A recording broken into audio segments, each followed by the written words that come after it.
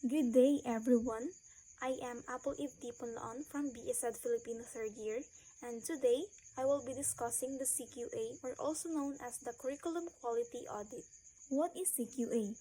Curriculum Quality Audit, or CQA, is a systematic review of the curriculum to ensure its effectiveness and relevance. It involves evaluating the curriculum's alignment with the learning objectives, its coherence, and its impact on students' learning. This process is supported by Susan Raffay. When we say Curriculum Quality Audit or CQA, ito ay tumutukoy sa pagre-review or pag-i-evaluate if the curriculum is aligned to the learning objectives, and also to test if the curriculum is relevant and effective. Because once na ang ginamit na curriculum is effective, it will help us to become globally competitive in the field of teaching. For those who engage in curriculum quality audit, the following questions are worth considering. First, is the curriculum planned, executed, and assessed in accordance with appropriate standards? Meaning the CQA ensures everything is aligned properly in terms of learning objectives, activities, and established guidelines. Second, how does the school system conform to the standards of quality in instructional organization like specificity, quality, and scope for teaching, learning, and assessment?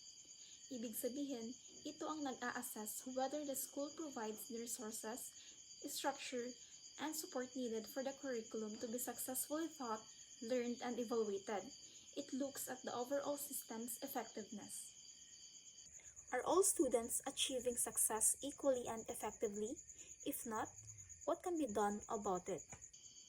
Dito rin ay ini-examine ng CQA whether the curriculum works for every student.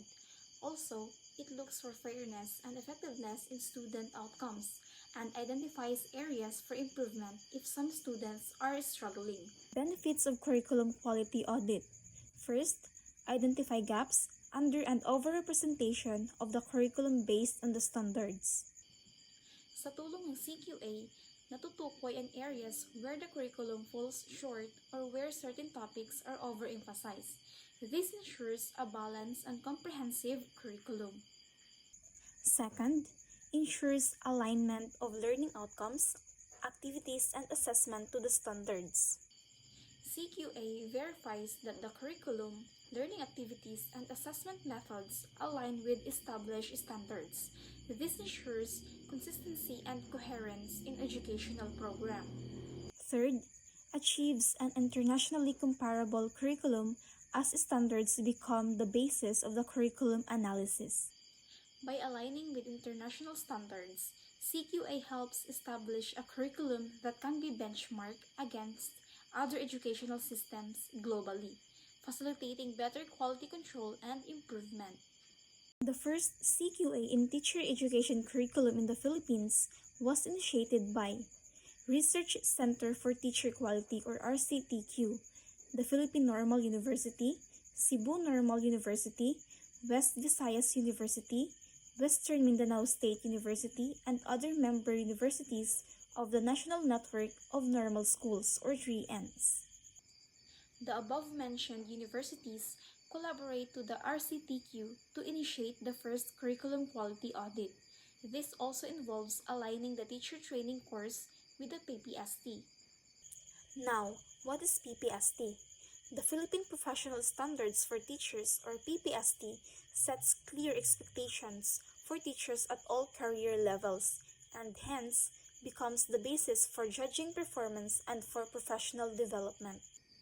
In the Philippines, the Department of Education officially uses the PPST, or the Philippine Professional Standards for Teachers.